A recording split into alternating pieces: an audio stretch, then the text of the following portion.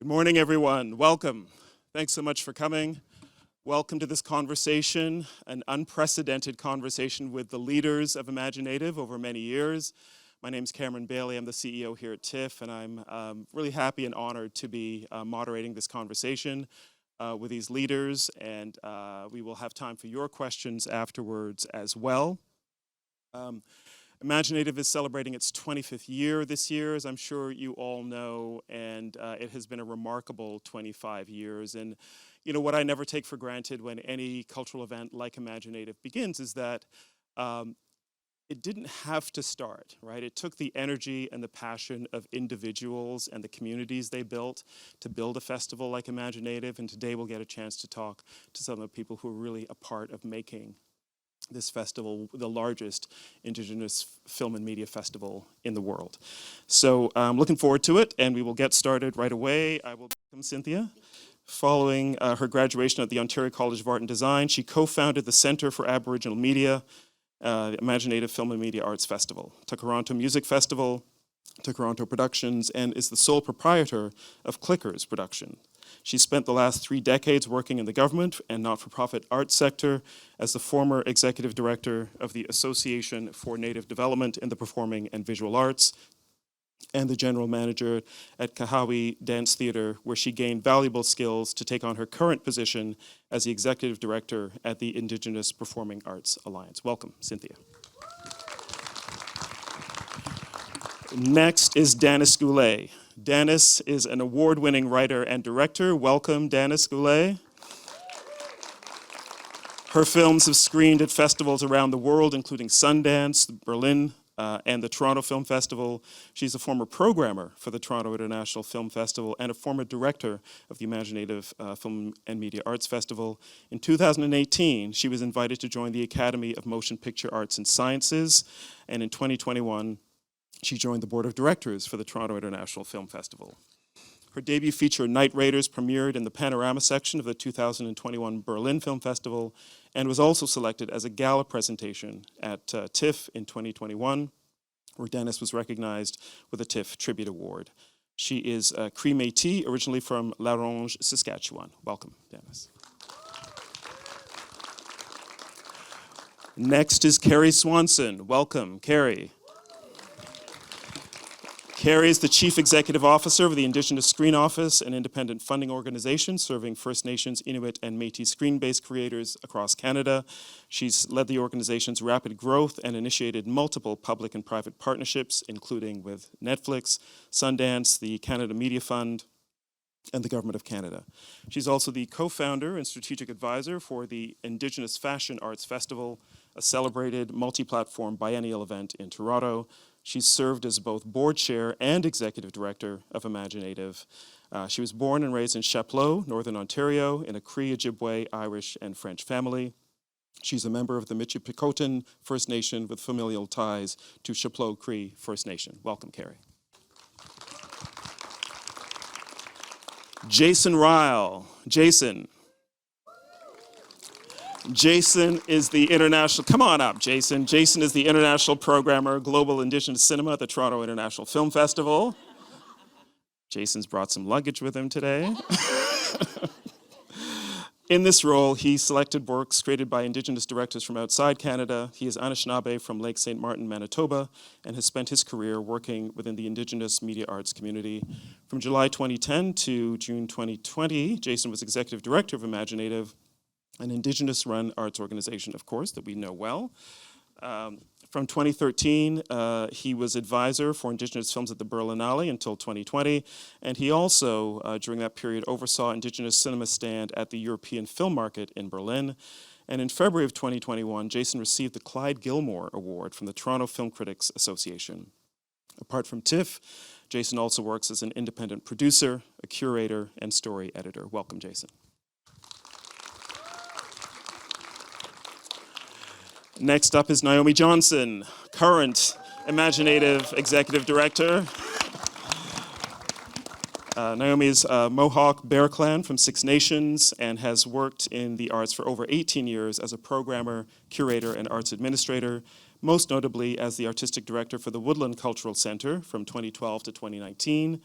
In June of 2020, during the pandemic, Naomi assumed her role as executive director for imagineNATIVE and has also trained as an artist, a practice arts facilitator, curator, and arts administrator. She's dedicated her life to the arts and its workers. In 2023, Naomi was honored by the Toronto Arts Foundation with a Margot Binhart and Rita Davies Award, celebrating an individual artist, creator, or administrator who's demonstrated creative cultural leadership in developing arts and culture. Welcome, Naomi.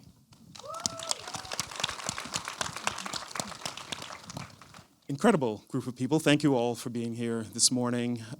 Cynthia, I want to start with you. You were there right at the very beginning. But I wonder if you could, before we talk about the rise and the start of imagineNATIVE, what was it like before imagineNATIVE? What was the landscape like for Indigenous media arts practitioners in Canada?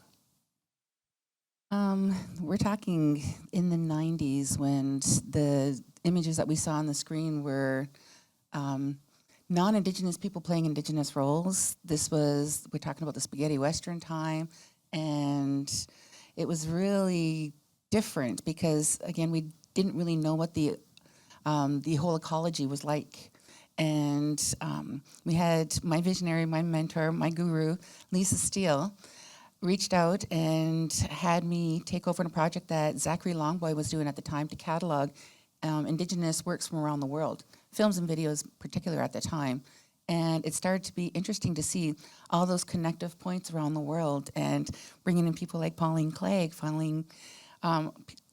Māori artists, Sami, and all of just how unique our voices were, but again, we weren't connected at the time. We had Dream Speakers here in Canada, which was our go-to for films and videos, and it was an opportunity to kind of work in tandem with them to bring the whole sector as a whole up. So it was, yeah, it's grown a lot since then. Sure has. So what, from your perspective, is that origin story? How did it go from you working with Lisa Steele at V-Tape and working with other smaller organizations to the very first imagineNATIVE Festival? Well, it started with this, I'm going to show my age now, Millennium Fund grant. Back when Canada Council put out these little $50,000 grants, which was a lot of money at the time, in 1999. And we started, Lisa and I went back and forth because we're saying 50,000 wasn't enough to start like a big festival, but I was like, no, we got all these works, international works, it's got to be international right from the get-go. And so... Why did it have to be international from the get-go?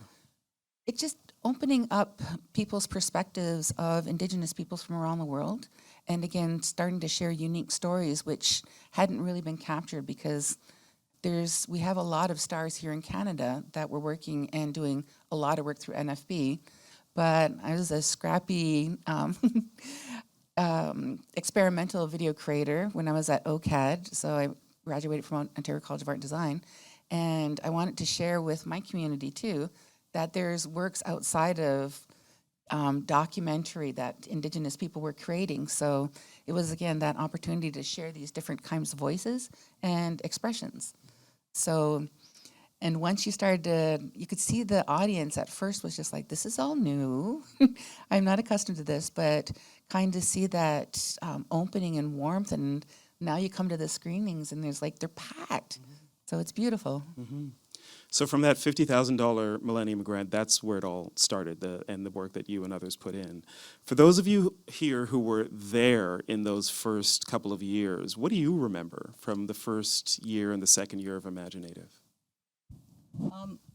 I think I might have still been living in Saskatchewan, or I came to an early iteration. Was there something I remember seeing a talk at the university with Alanis, and I was there with Tasha Hubbard, and I was so struck. Yeah, you know, we all know Alanis, the grandmother of Indigenous film, and to hear her speak about the ethics of how she makes films. I remember being so struck by it. I have memories of you, Cynthia, and just thinking like, oh my God, what is this space? Who is this cool person? I met Rich Hunter at the time too. And it was just like this exciting energy of what it does whenever we gather. And I also remember being at the the 2002 opening night when Atanarjuat, the Fast Runner, screened, and it was electric in the room. It was like all of us were bearing witness to something that was so incredible. And Atanarjuat became a beacon because at that time in the landscape, there were very few feature films being made. I think, Indigenous film really started with the activist documentaries. So there was this wave of filmmakers like Gil Cardinal and Barb Cranmer that came out of Studio D at the NFB. But apart from that, it was kind of a barren landscape. And so it was just incredible. It was just like you could feel the possibility. And there were short films being funded because the arts councils had Indigenous arts offices. So that proliferated this incredible wave of short films that started traveling all over the world and gave us the opportunity to all meet up at festivals. But it really felt like imagineNATIVE was this place for us. And I remember in the early years when I started working for imagineNATIVE, one of the strategic decisions that we made was that we were going to screen films made by Indigenous people. So in a key creative role, writer, director, or producer. And at the time, you would go into rooms and people would be like, oh, Dances with Wolves, that's an Indigenous film, right? So the conversation at the time, like to even convince people that it was important that we were in leadership positions, was still arguments that we had to make in every room we were walking into. So imagineNATIVE knew that we would be limited in our content because, the community was burgeoning, but we just committed to it, like right from those early years. Was anybody else there in the room, in the theaters in those early years? And do you remember that far back? Because I barely do. I do. There's memories. There's some fresh memories. I was living in Toronto already at the time, and I remember I think towards the end of 2000, Adrian Kagi had mentioned, did I go to imagineNATIVE? It's the first I ever heard of it. It was months after the fact. I was just like I said, I was like, what? What is this thing? How did I miss this? Because it just sounded so great and so exciting. So my first one was actually in 2001. I went to a few events there. A lot of it was at the JCC, the Jewish Community Center at Bloor and Spadina. And a lot of the industry activities were happening at the old Holiday Inn, which is now the Kimpton on Bloor. And we found these guys found some Polaroids from that time, and it's just like, who are these babies? This very handsome boy. So I was going there. But it was such an interesting time because it really, so I joined the board in 2002. And for really imagineNATIVE's first decade, it was such, it was a working board. It was a small team. I mean, it was Cynthia and Richard Hunter at the beginning, and a really, really active working board that volunteered their time. So, when I met the board, it was Giselle Gordon, Kent Monkman, Laura Milliken, Millie Knapp, Zachary Longboy, I think, was on there. There was a couple others. But Andre Morisseau. So when I came into the board, I think they were looking for some Giselle Gordon, I mentioned her, but looking at youth board members. So I joined the board. They invited me to join the board. I worked for Millie at the time, so that was really my entree point into the board. And I think I was like silent for a year and a half, just sort of like taking everything in. But started programming in 2002 with everyone when we had VHS tapes that we would just sort of share amongst ourselves as we went along here. But I mean, it was such an incredible foresight, what Danis mentioned about really having a clear mandate for the organization that unwavered. It was always a clear mandate that focused on Indigenous content creators. That meant, in those early years, we really, I remember programming PSAs, remember? Because we just didn't have content, we actively had to go out and seek a lot of work because of our adherence to that mandate, I think, which was so important. It was an interesting time. It was a fun time, absolutely. So many people were involved actually directly on the board or as staff or as community members. I mean, Pauline Clegg and Darlene Ponce were really critical to the formulation, too, of that mandate and the focus on the organization. Our dear Alanis, Maritamita, I mean, there were so many hands involved. It was always a collective effort. And you say that you asked Cameron about sort of the decision to be international. I don't even think that was an option. I mean, it's so inherent in the way we connect. And you know, as we sort of have this conversation, I think one of the things that will unfold is just sort of how, you know, Imaginative, this event, really became sort of like that hub for this global community and those international ties that have been there for so long. I moved to Toronto at around 2002. I'd been living overseas for 6 years, and I was introduced to Imaginative via my cousin, Jennifer David, who was on the team that launched APTN. And so I often say at these industry panels, like, the ripple effect of APTN can also not be underestimated. There was a real synergy at the time, I think, between what was happening over at APTN and with the founding of Imaginative, and a lot of collaboration in the air, and a lot of people really energized to start taking control of the means of production, to have a national broadcaster. And I was really inspired by my cousin and what she was doing. And so that was in the air at that time for me. I want to ask you all, because you all took on leadership roles at Imaginative at different stages, and I'll begin with you, Cynthia, to ask about the decision to take on a leadership role, the decision to say yes to leading Imaginative, which I imagine was not a quick decision for some of you, or maybe all of you, I don't know. And I know you were involved in the decision for some of the others on this stage as well, in terms of them coming into that leadership role. So can we maybe start with you and just go down the line and say how you decided to accept that leadership role? Okay, here we go. The joke is I lost a bet. But never looked back. So it was really interesting. Again, I was in my 20s, didn't know any better, came out just scrappy little, here we go kind of thing, and just not knowing what I didn't know. So just making up the rules as I went. Because again, I didn't really have any guidance into how to run an Indigenous film festival. Did work a lot with dream speakers to kind of get an idea. Sorry, can I just maybe underline, you were in your 20s when you took on the leadership of Imaginative. So that's, I think, important for people who might be in their 20s now to remember. Yeah, you can do it.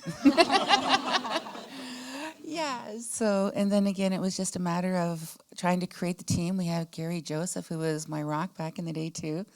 Really round of applause for Gary. Yeah, so it was, again, it was a village that was creating it, and it was without knowing what real leadership was, other than having my mentor, Lisa, guiding me, trying to create a team that would, again, hiring people, finding an office, all these little things, buying a desk, just like the foundations of, okay, trying to run a film festival, but also trying to create the infrastructure that will help ensure the longevity of the organization. So these were a lot of things while I was finishing my thesis that were happening. So, but yeah, it all worked. Sure did. Danis. So the way I came into Imaginative, I was working in casting at the time, and I was working for a casting director named John Buchan, and he had an extra ticket to the Hot Docs opening night. And I remember going to the party, and I was pretty new to Toronto. I was, from Saskatchewan, had moved out to pursue film.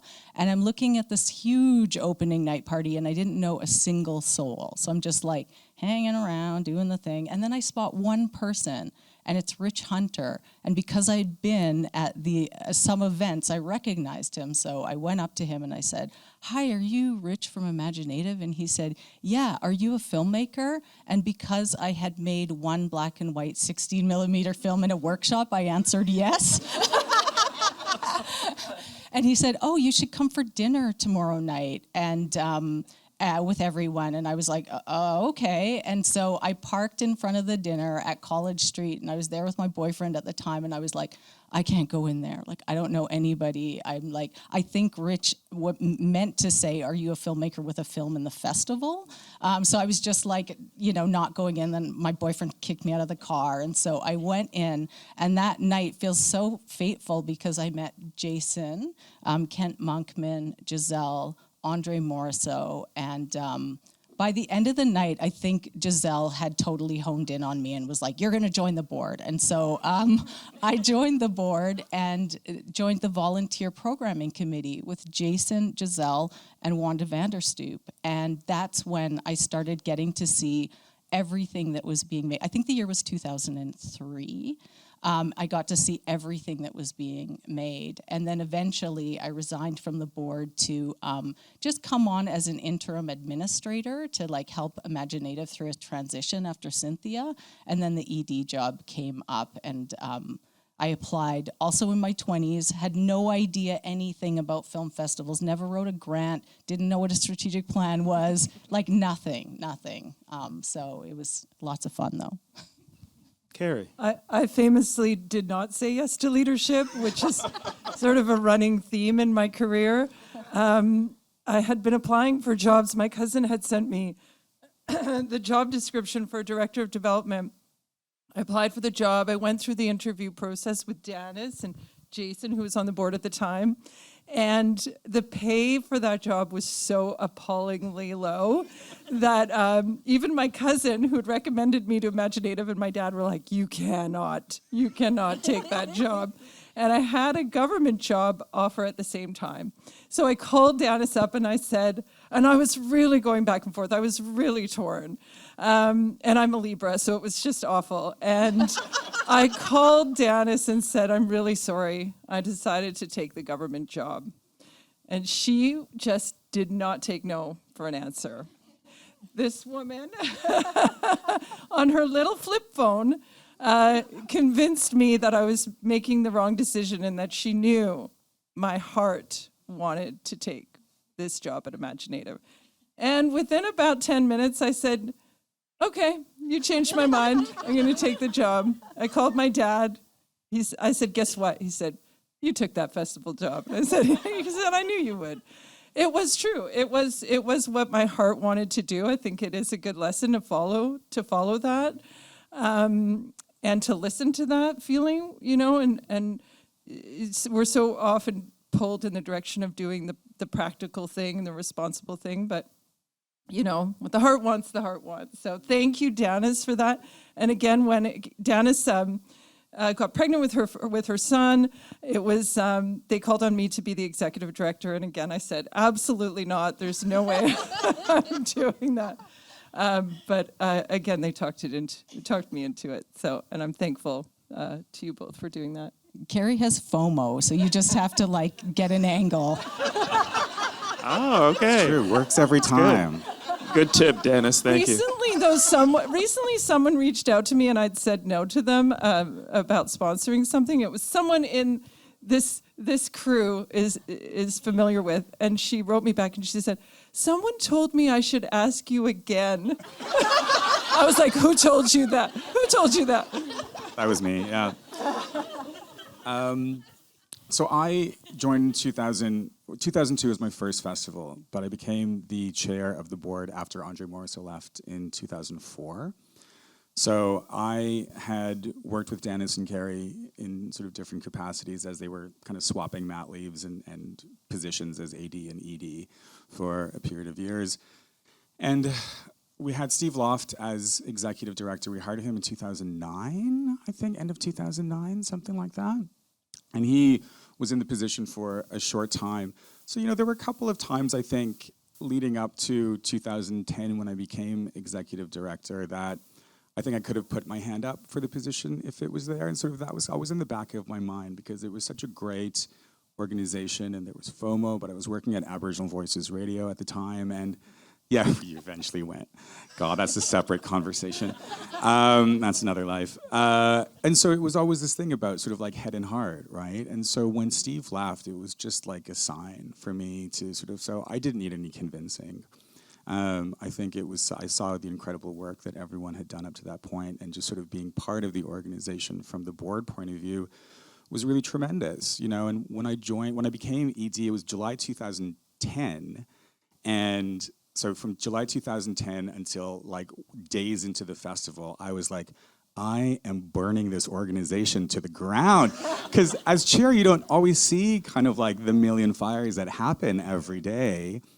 You're fannying about with all the international guests and having fun with them each night, and that was sort of such a great thing to kind of make those connections. But like the actual work of it was something that was really kind of astonishing to me. But yeah, Turns out that putting on a festival is not as much fun as it might look, right?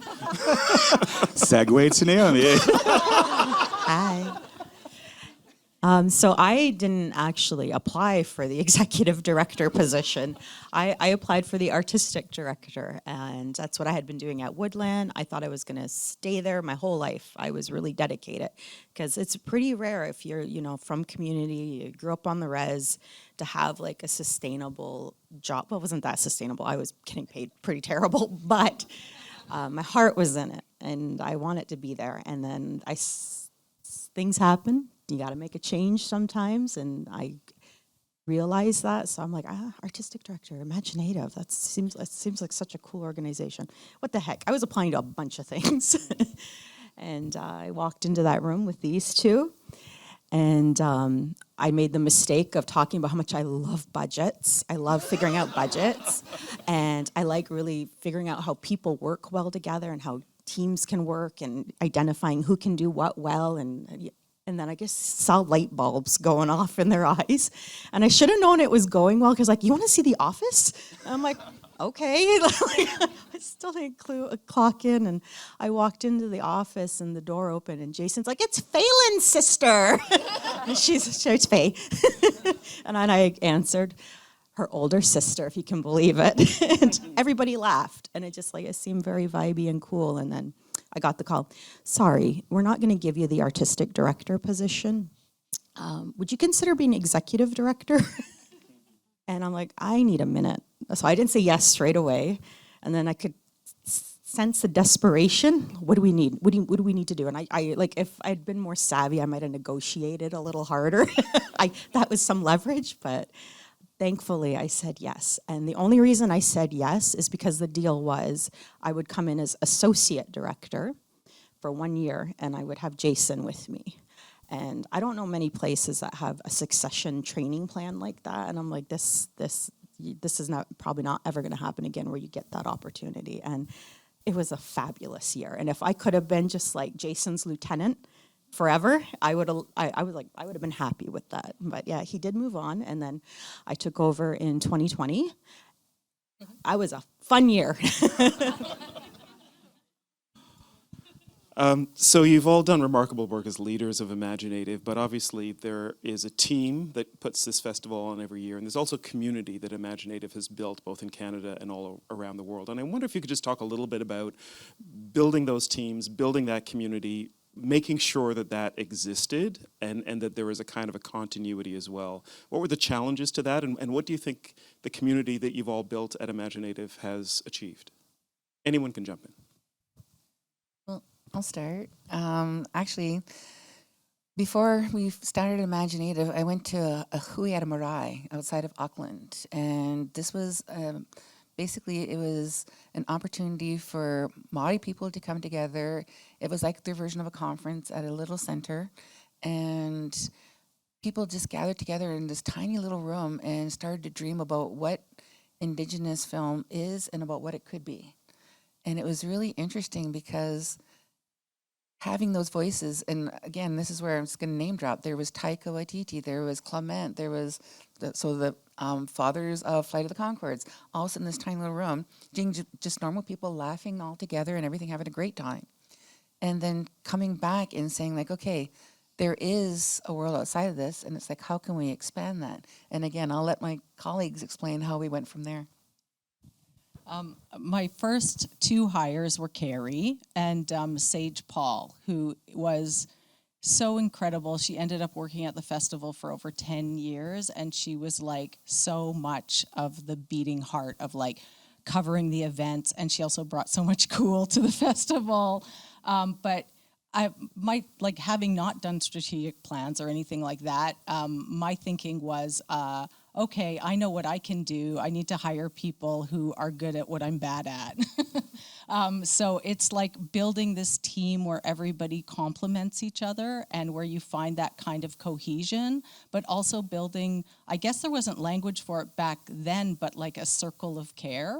Because I think the board was so active, like they did so much, and all of us were really deliberate about, who we were working with, to keep everything really loving. And I think that's what I really remember about the early days, was just this sense of possibility, but also of everyone making sure it wasn't getting bogged down in anything negative, that all of these amazing people were coming together with their energy and with their vision for what was possible, and that team building was really beautiful. And then the other thing was the global point that you were talking about. We started traveling right away to festivals because we knew, because we were so small, making a case in our own colonial countries, we'd always be stronger together. And we could also look to other filmmakers in other countries, what is happening in Sami land, what is happening down in New Zealand. And so we would bring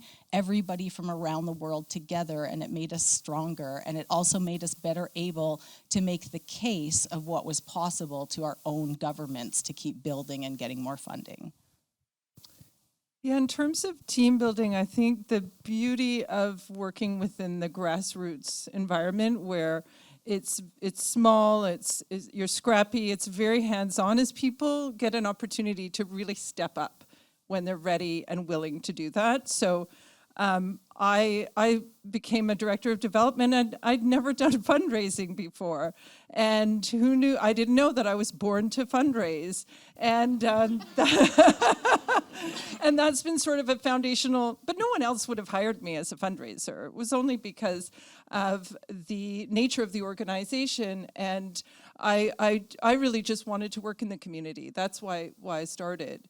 And the same with Sage, like over the 10 years she developed and started writing grants. She started as a coordinator and was just able to take on more and more. And then she brought those skills to Indigenous Fashion Week Toronto, Indigenous Fashion Arts Festival, which she founded. And I brought that ethos to the Indigenous Screen Office. And I can say certainly, like, without the community that was built by imagineNATIVE, there would not be the success of the Indigenous Screen Office. The ISO did not come out of nowhere. It came out of all of the work that happened here for 20 years, before. And Thank you. we just saw our founding chair, Roberta Jameson, up there too. Just shout out to her and all the work that she's done. Yes, all of this. I mean, it's been, I've said before that, like, imagineNATIVE's really been blessed because I think it's had the leadership that it's really needed at the time. And, its growth, it's one of these things, Cameron, where, like, the growth of the organization was both, because of the larger growth of the sector globally, it also was responsible in many ways for growing that. So it was this beautiful kind of parallel, multifaceted sort of like dynamic that was going on over the past 25 years. Can I just ask you a little bit more about that, Jason? Yeah. Why did imagineNATIVE become the largest Indigenous festival in the world when it did? Why here and why now? When would that have happened? I'm wondering if we had sort of like a pinpoint for the year. So look, I mean, it was interesting. I think a lot of it, Cameron, is because of the focus on the mandate, right? It's so relevant, and it's still so relevant to this day. And it was something really, really radical at the time, right? And so it was easy to bring people on board who were making work and who were supporting this work because we knew that's exactly the path that it should have been on. I think there's a lot of different factors. I think that sort of we benefited from being in a country that sort of supported some of this work through some of the council funding. It was quite low at the time. It was the leadership that was at hand who really, really had an artist-focused first mentality. And that was we were so small. We had so little money, but actually just really focusing on artist care in those years was so essential. And people want to come back when they're sort of really well taken care of, right? And the filmmakers were making great work. People were so inspired by what they were seeing on the screen, and that can't be underestimated. No, absolutely. The quality has always been there in terms of the story, and just growing that industry is amazing. I think part of it too, we were sort of, we came from that grassroots media arts community that's so vibrant in Toronto. And, a big turning point, I suppose, for the organization came in around 2011 when we moved here to the Lightbox. And we had a lot of questions about that. There was some concern about moving away from a venue like the JCC, the Al Green Theatre, which is really tiny. terrible projection, terrible sound, terrible seats, right? And then, I mean, you knew where I was stood on this thing about sort of, and the worry about coming to a place like the Lightbox, which, you know, there was concern about sort of, will we lose that intimacy? And I mean, I think clearly not, but also, you know, we really wanted to have the best spot in the world to showcase this work. And I think, you know, all these things combined, the love, the care, the respect, the quality of the work, the investment in the venue and the time that everyone's taken to really sort of support and nurture each other, I think really was key. But then tied to that, right, we've always been connected as Indigenous nations, right? We've never been isolated from each other. Things have just taken longer. We've had trade ties for centuries and millennia. It's just sort of a reactivation and acknowledgement of all of those connections. Thank you. Naomi, anything you'd want to add to that? Yeah, I think from my perspective, I think over, you know, since Truth and Reconciliation and then the heightened awareness of people really realizing the history of this country and the things that need to be repaired and reconciled, I've seen a change in the funding. And I think, so I've enjoyed some fatter years than I think my colleagues up here had. And so my thing has always been, I can create some jobs for arts workers, for you know, Indigenous workers. And I want to give a big shout out to Ms. Way-Beek, because all of us have benefited in our tenure with Ms. Way-Beek funding. So that's employment and training funding, and they will allow you to hire somebody for a year. And it's hard when you have to let them go after a year. Sometimes, if you're lucky, the budget allows, you can hold on to them. But it's I've seen people come in as trainees, assistants, and then they become coordinators, managers, and directors. So, like, I have to give a big shout out because I've tried to lateralize as much as possible to this position I'm in. So Lindsay Montour is right here. She's the artistic director. And I don't know if David's here. He might be napping. But I call like David Morrison. He's my associate director. So it was really important for me to have a position that I always say, if I get hit by a bus, it's going to be fine. No. I mean, for imaginative, it'll be fine. Like, David's got it. Like, he's got it. Figuratively hit by it. No, Because don't even say that. Come on. I also want to say, oh, sorry, go. I just want to say, because I've seen so many arts organizations crumble because there's not enough funding, operating funding, to keep people in employment. And I'm at a time where I said it's a little bit fatter right now, and that's where I'm putting my focus. I also just wanted to give a shout out to like that early programming committee at imagineNATIVE, which was Jason and Wanda and Giselle, because I knew nothing about programming film, and I feel like Giselle was like this hyper trainer of just like, this is how you find the work, this is what you think about when you're deciding what to program. But in those early years, I would say the greatest priority was to chase the work. We would go everywhere, and if anyone was making anything, we were just searching for it. I remember seeing Lisa Jackson's Suckerfish, her first film, and it was like, we're getting that, I'm going to meet her. I remember like chasing down Alethea Arnacook Beryl at Hot Docs with Inuit High Kick, and I was like, you got to come to imagineNATIVE, and then the global guys as well, like getting in Taika and Sterling Harjo and Black Horse Low with that first Embargo Collective, which brought everybody together. So the talent was all there, and we knew it, and we could see it, and we just needed other people to see it. It was really fun, Cameron. We were kids in our 20s who really just had a commitment to this. And it's amazing when you look back and just like, you know, we grew up together, not just us who kind of ran it or who worked it, but like, you know, this cohort of filmmakers who are now established and to the degree that's never existed cinematically before. And it's really moving when you think about it in terms of what it was. It's sort of, you can't go back, but I'm really happy it happened. It's built on love, and I think you feel that. I feel that here. You know, the love that people feel for this festival is what makes it what it is. It belongs to everyone. You just really feel that here. Yeah.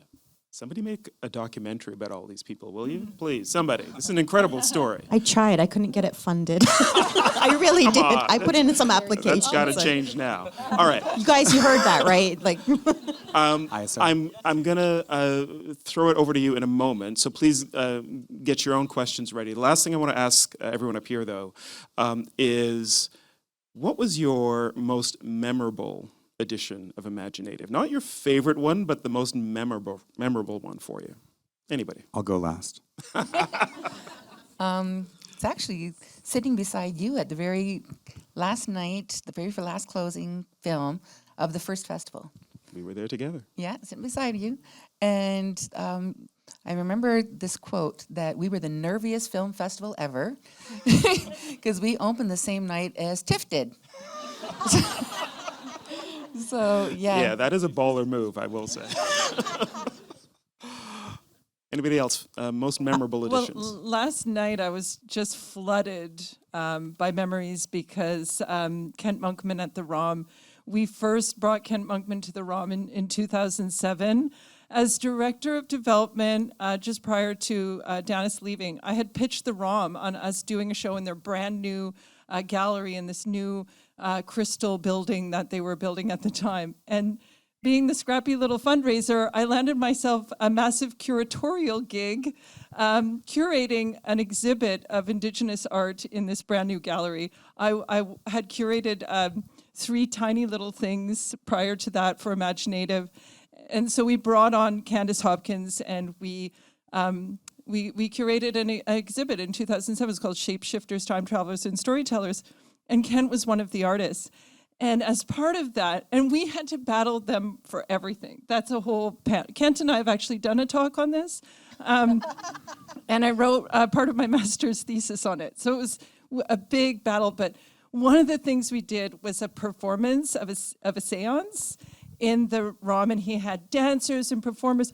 But the ROM was just really not expecting how big we were and what the response was going to be like. So when Kent showed up with all of his mischief regalia, tons of wardrobe changes, dancers, like a whole crew, they had this tiny little space for the change room, and there was a crane in the middle of it.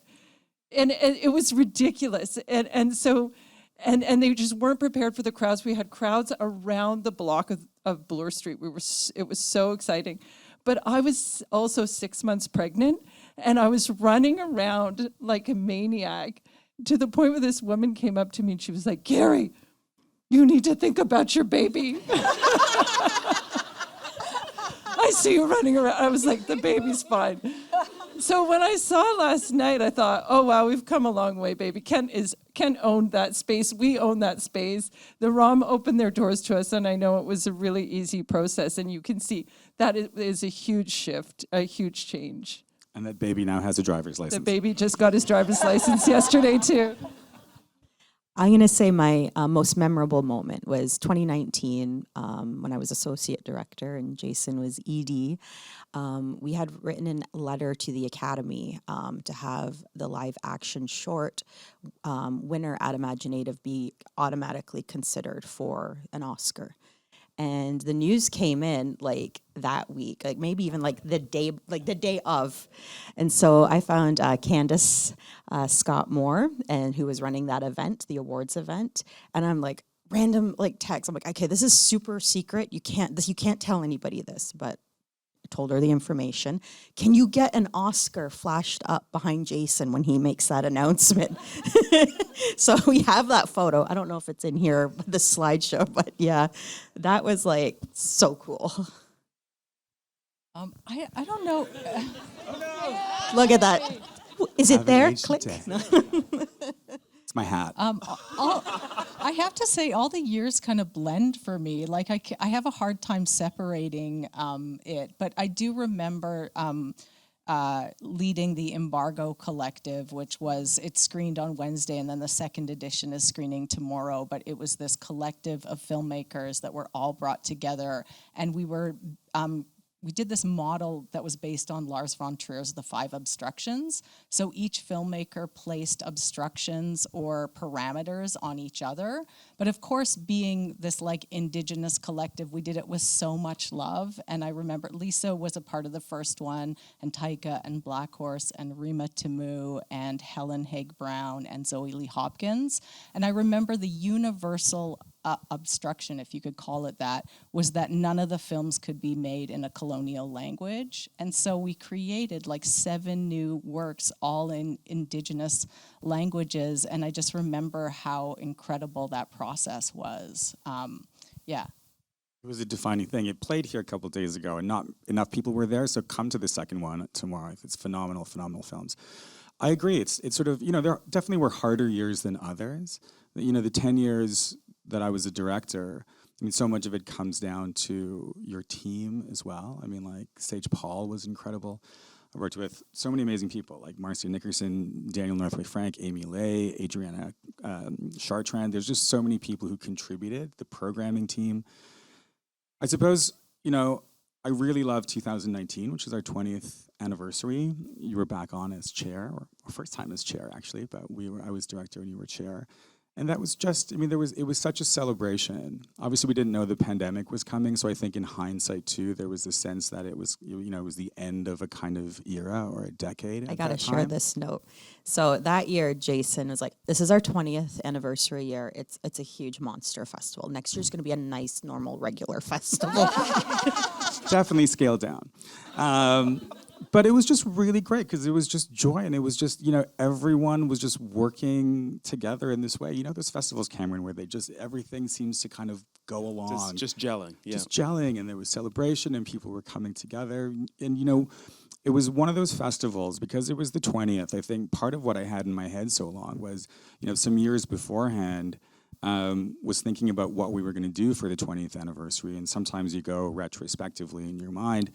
But it struck me, and I've said this several times already in different ways, but one of the things that really struck me, and I think it speaks to kind of the longevity of this organization and what it means, is, at that time, I think it was about 17 or 18, looking back on imagineNATIVE's library of work, you really could, for the first time, not just in cinematic history, but within our sort of individual cultures, look and see an expanse and breadth and range of Indigenous national cinemas that just didn't exist in this way before, which was tremendous. So you could look at Mohawk short form, you could look at, Two-Spirit representation in Maori work, whatever it was. And it was just such an exciting time to kind of think about that. So it was really kind of forward-looking.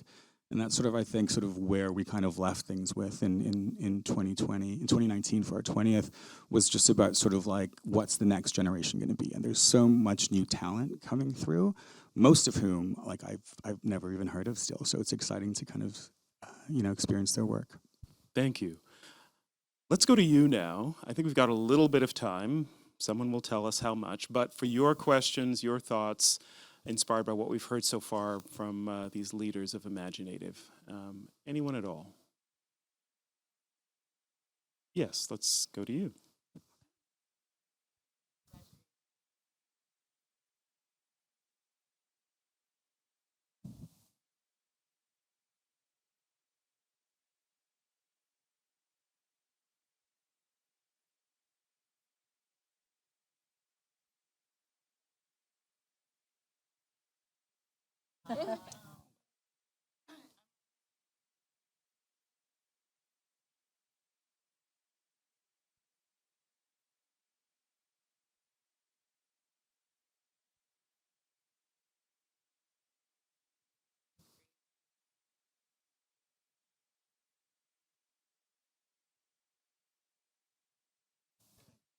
Noah, thank you. Thank you.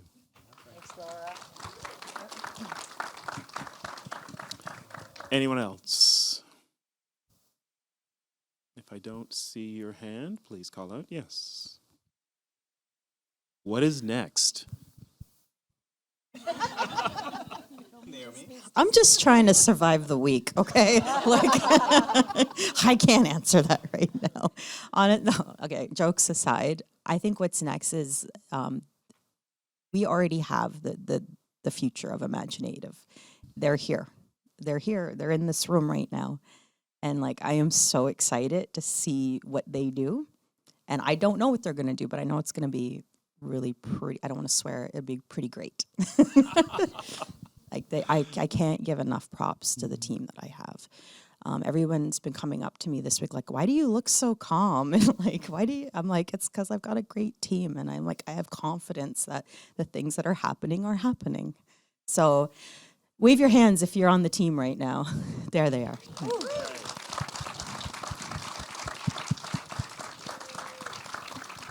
Any words of advice, anything you've learned that you would want to pass on to whoever is leading Imaginative in the next decade? I feel like what was happening behind the scenes, like none of this happened by accident. And, we had to fight and advocate at every step of the way. And I think it's really important to acknowledge how much labor that took and how many people took that on. When, like, even if you go back to how Imaginative got support through the arts councils, which were the first early supporters, the Arts Councils had an Indigenous arts office since the 90s, both the Canada Council and the OAC. And so that Indigenous specific funding was our lifeblood.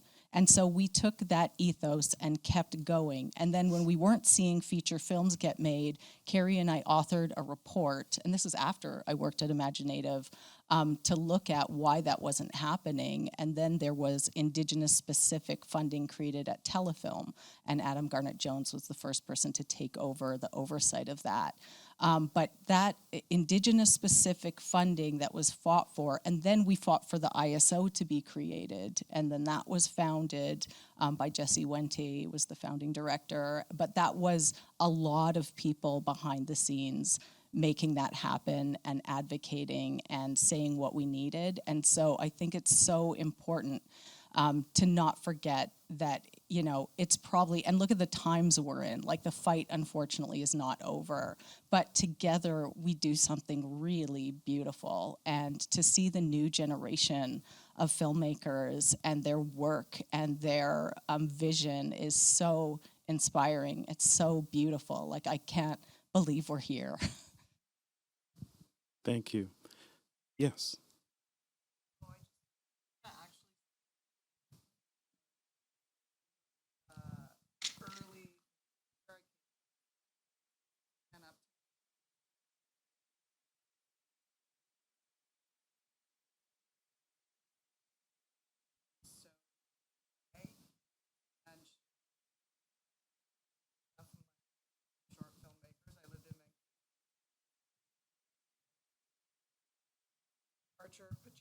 Had been brought and I was welcomed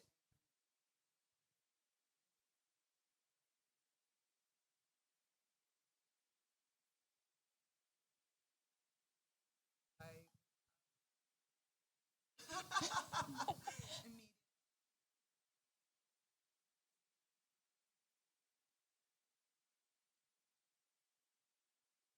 immediately would say, please take care of this person. You don't know do this. Every had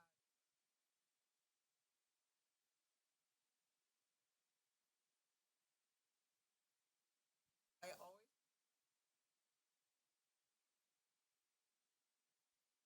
whatever Friday night, literally at this and then like hand drawing and I was like, okay, like no phones. Then I was like, walked in and up first. I sat down and nobody else was there yet. And he immediately said, I could shoot.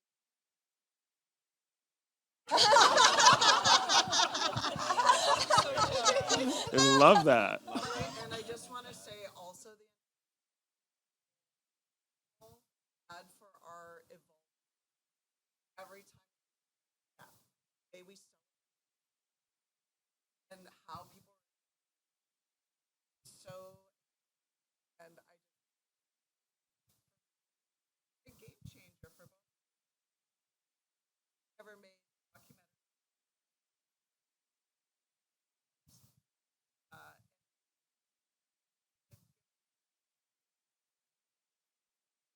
finally, I just want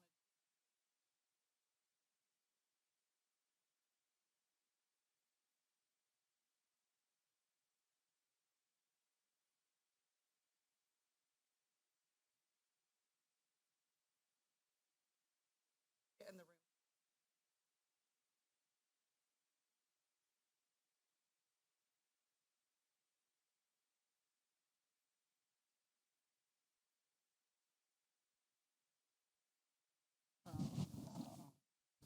Beautifully said. Thank you. Said. Thanks, Lisa. That's wonderful. You know, and just building off that, I'd say in response to your question, Cameron, you know, it's like take care of your filmmakers. Go overboard in taking care of the festival guests. I think that was really the hallmark that makes people want to come back each year and share their work with this festival, which is such an important part, I think, of kind of that ethos of care and love. I also want to add that this week in particular, I'm thinking so much of Pauline Shirt and Alanis Obamsawin and their presence at this festival and what they taught us as young people to lead with love, but to fight. You know, those women were fighters. And this festival is built on their leadership and love as well. Thank you. Let's go here.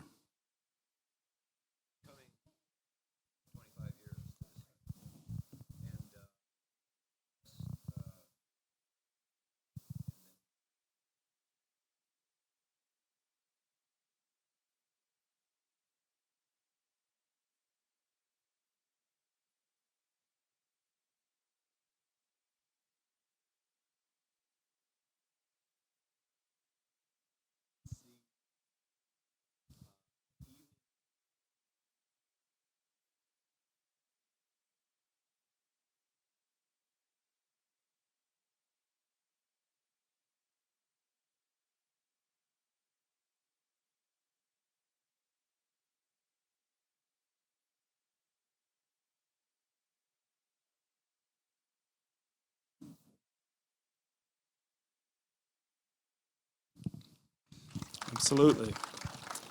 All right. Time for, I think, one or two more questions or comments from anyone of you, if you've got something that you'd like to add to the conversation. Yes.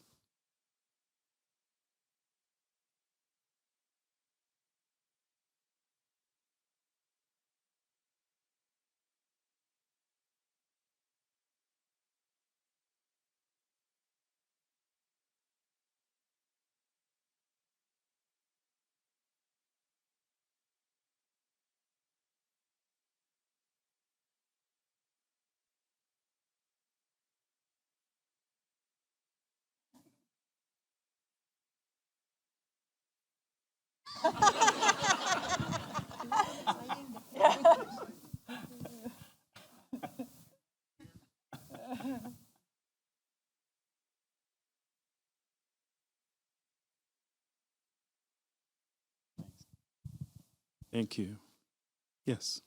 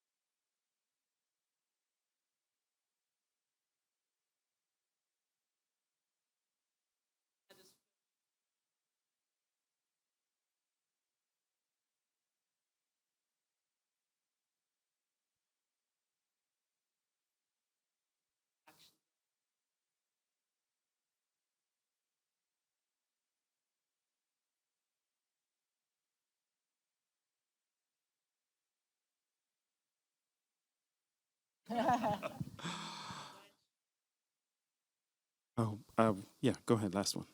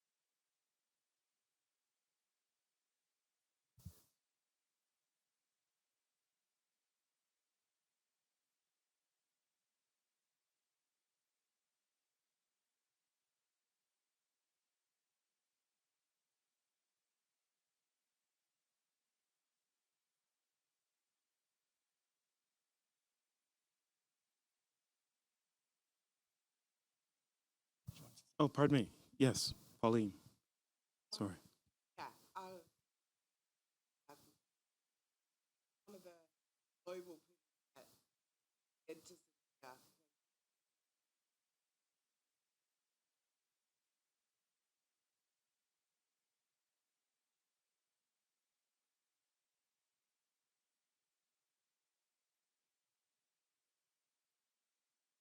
I said that we help you for the 5 years, but we were like, but national be somewhere else, get them that way. And it is, I feel like Imaginative when I come very lucky that program radar. It's like I feel like I've been out of any embargo. So, right, I was one of the great watching, realizing how much those short like big film creators then met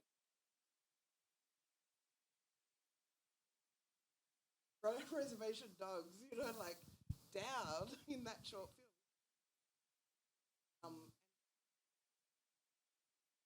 Out of a well-placed that Imaginative allowed us to braver, better.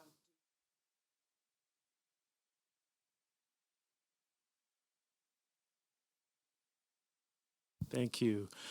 Naomi, I'm going to give the last word to you as the current leader of Imaginative. Hearing everything that you've heard today on stage and from the audience and the bonds that this festival has built, the culture it's built, all of the films and filmmakers that have come out of the inspiration that it provides, and just the love that you're hearing. Yeah, How do you I feel? think when I idealized this panel, you know, we're really big on listening. Like that's foremost, you listen.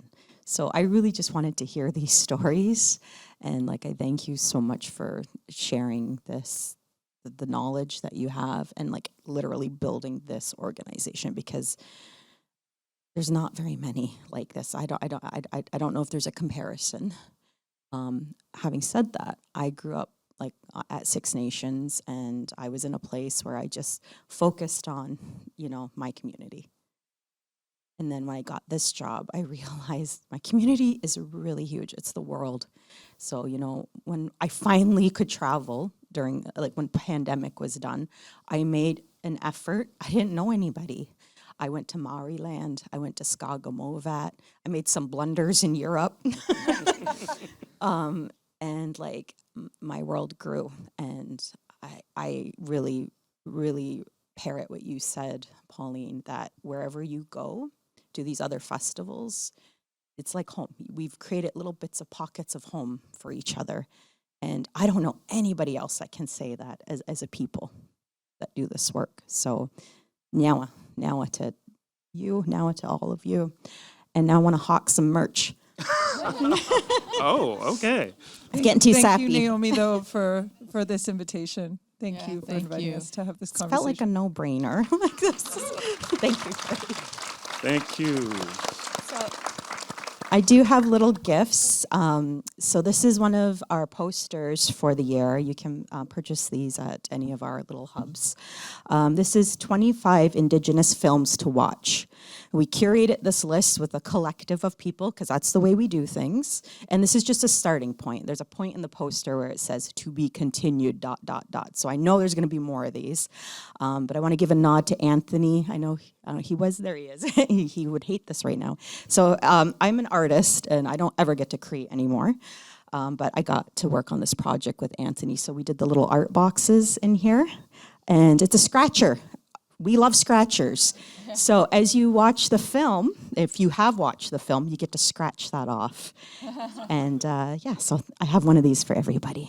Thank you. I'll give them to you in the green room, but Thank you. buy some merch. We need earned revenue, because if we get Yes. earned revenue, we get to do whatever we want with that money. Okay? Thank you.